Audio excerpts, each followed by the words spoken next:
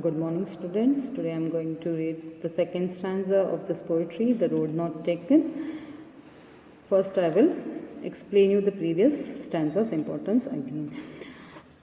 How the poet just wants us as young children's, it's important for us at this age to have a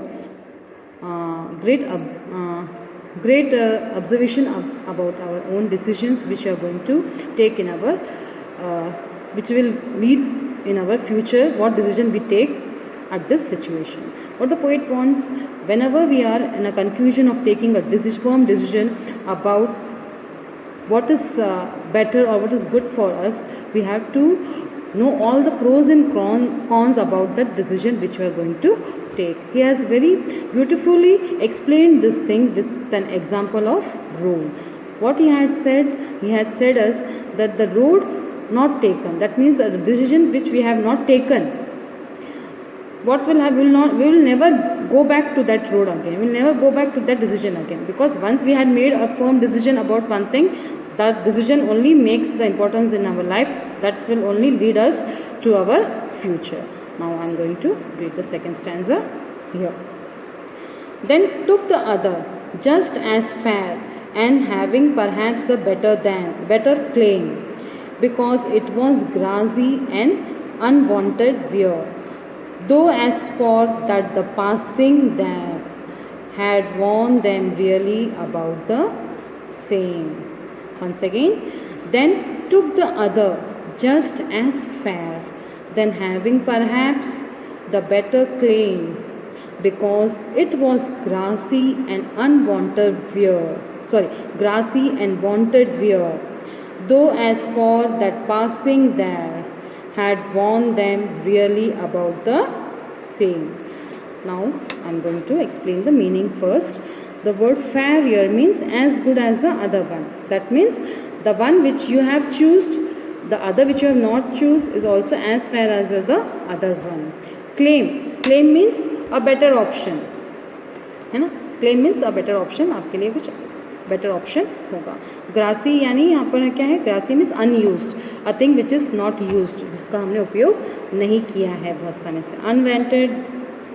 Wanted wear means had not been used. यहाँ पे भी वही मतलब है कि जिस चीज़ का हमने उपयोग नहीं किया है. So first I will explain you in English. The poet keeps on looking at the one path for a long time to check if it is the right path for him or not, and then he decides and started walking on the another path. अब poet क्या करता है यहाँ पर? Poet सबसे पहले वहाँ पे खड़े होके क्या कर रहा है? बस देख रहा है. जहाँ तक वो रास्ता उन्हें दिखाई दे रहा है वहाँ तक वो उसे देख रहा है, चेक कर रहा है कि क्या वो रास्ता उनके लिए सही है या नहीं. एंड वो नेक्स्ट क्या करता है? वो डिसीजन लेने से पहले डिसाइड कर लेता है, वो स्टार्ट कर देता है walking on the another path, दूसरे रास्ते पे चलने लग जाता है. Because he felt that the both paths were equally good. जब उन्होंने बहुत समय से खड़े होके एक ही जगह पर रास्ते को देख रहे थे, तब उन्होंने डिसाइड किया और उन्होंने दूसरा जो रास्ता है वो चुना, क्योंकि उन्होंने देखा कि दोनों रास्ते इक्वली ही अच्छे हैं, इक्वली उनको वो वहाँ पर गुड लगते हैं. He said just as fair, so he felt that both paths were equally good and started walking on one of them. अब वही उन्होंने कह रहे हैं कि वो उनको लगा कि दोनों फेयर है, मतलब दोनों कैसे हैं? As good as the other one. एक जैसा दिख रहा था वैसा ही दूसरा भी दिख रहा था, और वो दूसरे रास्ते पे एक रास्ता चुनकर उस पर चलने लग जाते हैं. He adds that may be he felt that the path was better for him, so he choose as it had grass on it. अब उन्होंने कौन सा रास्ता चुना? उन्होंने वो रास्ता चुना जिसपे ग्रासी था, मतलब जो अनयूज्ड था.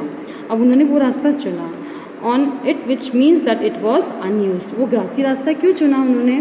उन्हें लगा था वो अनयूज्ड है, मतलब कोई ज़्यादा लोग उस पर नहीं गए हैं. Not many people had walked on this path earlier, that is why the path was grassy. इसलिए वो सोच रहे थे कि वो ग्रासी है, क्योंकि उस रास्ते पे कोई ज़्यादा लोग नहीं चले, उस रास्ते पे ज़्यादा लोग नहीं गए, तो वो अनयूज्ड दिख रहा था, इसलिए वहाँ पे ग्रासी था. ग्रास्ड वहाँ पर मतलब लीव्स, बहुत सारे ग्रास वहाँ पर थे.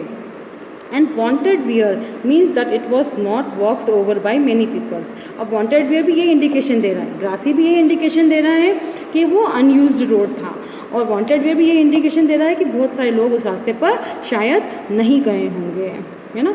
After he walked on the path for some distance, कुछ दूर उस रास्ते पर चलने के बाद he realised that the both paths had been worn out the same way. कुछ दूर उस रास्ते पे चलने के बाद उनके मन में एक विचार आया कि शायद दोनों रास्ते पे ही एक समान चीज़ें हैं, यानी एक समान प्रॉब्लम्स, डिफ़िकल्टीज, सब कुछ एक समान उस रास्ते पे हैं, ऐसा उन्हें थोड़ी दूर चलने के बाद एहसास हुआ। Both the paths were similar and worn out. Even in our life, we take any path or option, but all of them have same benefits, same disadvantages, problems, challenges, and we must face them. We think that we are choosing a better option, but it is not that way. Poet इससे क्या कहना चाहते हैं, उन्होंने क्या करा शुरू में, उन्होंने एक वहाँ खड़े होकर, जब वो दो राह पर खड़े थे, वो डिसीजन लेने का उनका समय था कि उन्हें कौन सा रास्ता चुनना है, तो वो एक जगह खड़े होकर बहुत देर तक उन रास्तों को देखते रहे, जहाँ तक वो रास्ता उन्हें दिखाई दे रहा था वहाँ तक उन्होंने देखा, और कुछ समय बाद उन्होंने निर्णय ले लिया कि जिस रास्ते पे कोई भी लोग ज़्यादा नहीं गए, अनयूज्ड है, ग्रासी है, वांटेड वियर है, उस रास्ते पे उन्होंने चलने का निर्णय किया। जब वो कुछ दूर उस रास्ते पे आगे चल गए, बढ़ गए, तब उन्हें एहसास हुआ कि शायद दोनों रास्ते एक समान हैं, एक ही जैसे कठिनाइयाँ या दिक्कत उनके सामने आती अगर वो दोनों में से कोई सा भी रास्ता चुनते। वही वो कनेक्ट करके कह रहे हैं कि लाइफ में भी हम अगर जो भी डिसीजन हमारी लाइफ में हम लेते हैं, हमें लगता है कि हमने सही डिसीजन लिया है, मगर क्या होता है कि जो भी रास्ता डिसीजन हमने नहीं लिया हो तो दोनों में एक जैसी ही कठिनाइयाँ आती हैं, एक जैसे फ़ायदे हमें होते हैं, एक जैसे ही उसमें एडवांटेजेस भी होते हैं, डिसएडवांटेजेस भी होते हैं, कठिनाइयाँ होती हैं और बहुत सारे प्रॉब्लम्स हम फेस करते हैं। ये सब चीज़ें कोई सा भी डिसीजन लें आपके लाइफ में आना ही है।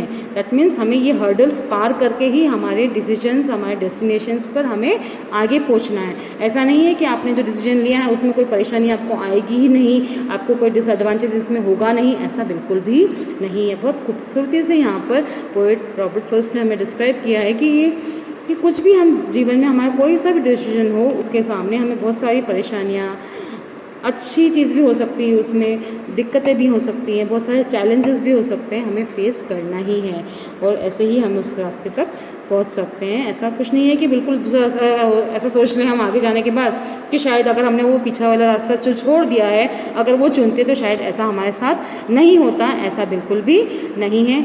जो भी हम डिसीजन लेते हैं उनके साथ हमारे जीवन में जो भी हम करते हैं या जीवन में हम जो भी पाना चाहते हैं, हासिल करना चाहते हैं, वो इजीली हम प्राप्त नहीं कर सकते। उसके सामने हमें बहुत सारे चैलेंजेस को फेस करना पड़ता है, बहुत सारे हमारे उसमें फ़ायदे भी होते हैं, कुछ नुकसान भी होते हैं। इसी तरह से हम उसको आगे पार करते हुए उस तक हम हासिल ज़रूर करेंगे। हमें ये हौसला नहीं छोड़ना चाहिए, ये निराश भी नहीं होना चाहिए सोच के कि शायद अगर वो ले लिया होता, वो डिसीजन ले लिया होता दूसरा वाला, तो शायद हमारे लिए सही होता। ऐसा बिल्कुल भी हमें नहीं सोचना चाहिए। ये खूबसूरती से पोएट ने हमें सेकंड स्टैंजा में समझाया है।